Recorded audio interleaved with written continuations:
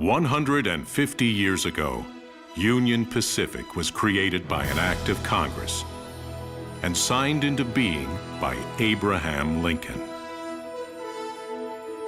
Thus began an epic endeavor to bring the far corners of this country closer, connecting not just points on a map, but people on a mission.